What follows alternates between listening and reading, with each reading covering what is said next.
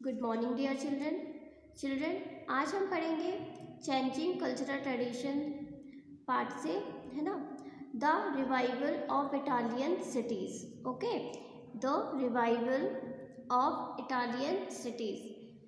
इससे पहले हमने कल्चरल ट्रेडिशंस का हमने थोड़ा सा इंट्रो पढ़ा था। ओके, आज हम पढ़ेंगे the revival of Italian cities. Italian cities का रिवाइवल क्या है? रिवाइवल जो है वो, इसका मीनिंग है कोई भी जगह, कोई भी व्यक्ति, है ना, कोई भी जगह, कोई भी व्यक्ति जो अपना महत्व खो चुका है ना, उसको फिर से स्थापित करना, उसको फिर से क्या करना? स्थापित करना। क्या कहलाता है? रिवाइवल करना, है ना। रिवाइव करना मतलब उसको नया जीवन देना, है ना। The revival of Italian cities. तो इसमें हम पढ़ेंगे इटली के नगरों का पुनरुत्थान।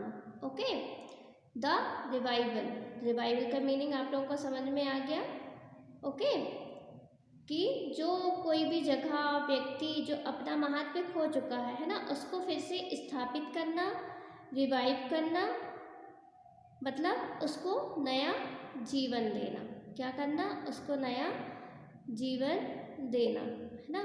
जिस प्रकार जब रोमन एम्पायर की शुरुआत हुई थी, है ना, तो इन्हीं ने क्या किया था? एक बड़ा एम्पायर इस्टेब्लिश्ड हुआ था इसी से। ओके, तो इसको दो भागों में बांटा गया था, वेस्टर्न और ईस्टर्न, है ना, जो अभी हम पढ़ेंगे इस चैप्टर में। ओके, तो हमारा चैप्टर जो है the revival of Italian cities, है ना।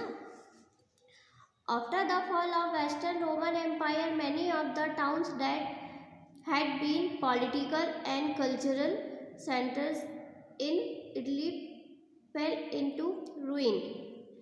यहाँ पर जो पश्चिमी रोम का जो साम्राज्य था, है ना, इसके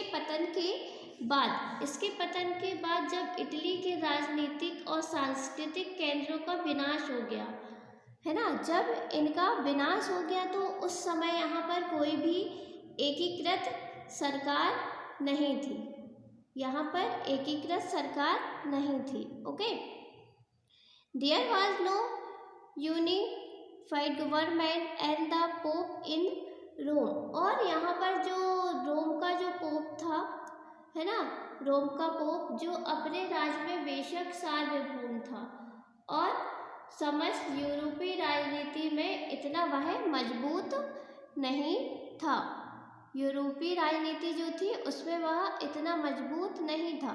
वहाँ पर तो वो उसका सार्वभौम था। ओके, रोम का जो पोप था वो अपने राज्य में बेशक सार्वभौम था, बट समस्त यूरोप राजनीति में वह इतना मजबूत नहीं था। ओके, फिर क्या हुआ कि एक अरसे से वहाँ पर पश्चिमी यूरोप के जो सामंती संबंध के कारण नया रूप ले रहे थे। पश्चिमी यूरोप के जो क्षेत्र थे, है ना, while Western Europe was being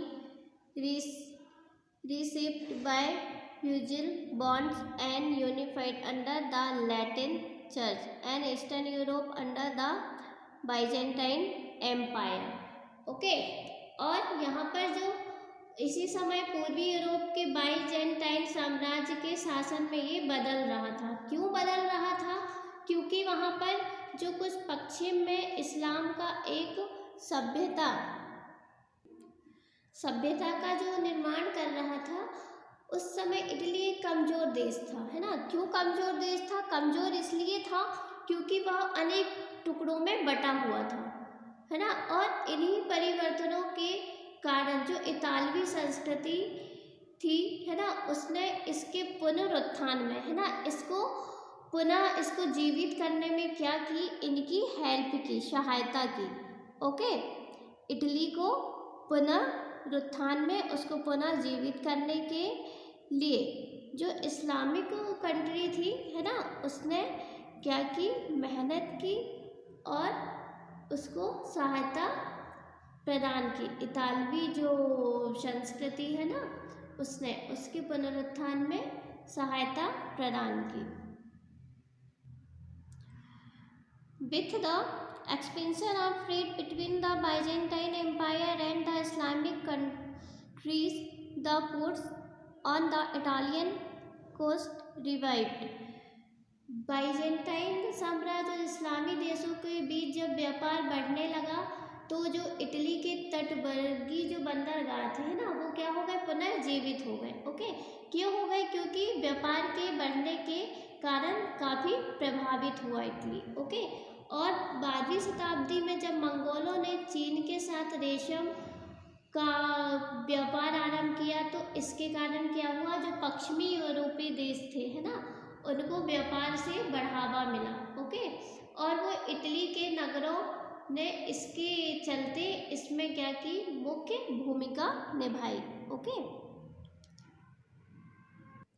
तो इन्हीं सब कारणों के कारण है ना क्या हो पाया, इटली के नगरों का फिर से पुनरुत्थान है ना, पुनः उनको फिर से जीवन मिला। ओके, और इसमें जो था one of the most vibrant cities was Venice and other was Geneva. जो जीवन शहरों में पहला वेनिस और दूसरा जिनेवा था। ये यूरोप के अन्य क्षेत्रों से दृष्टि में अलग थे, पर यहाँ जो धर्माधिकारी और सामंत वर्ग थे वो राजनीतिक दृष्टि से शक्तिशाली नहीं थे, और जो यहाँ पर नगर के जो धनी व्यापारी महाजन नगर के शासन में सक्रिय रूप से भाग लेते थे, और इसके कारण इनकी नागरिकता की भावनाएं क्या होती थी, पनपने लगती थी। ओके,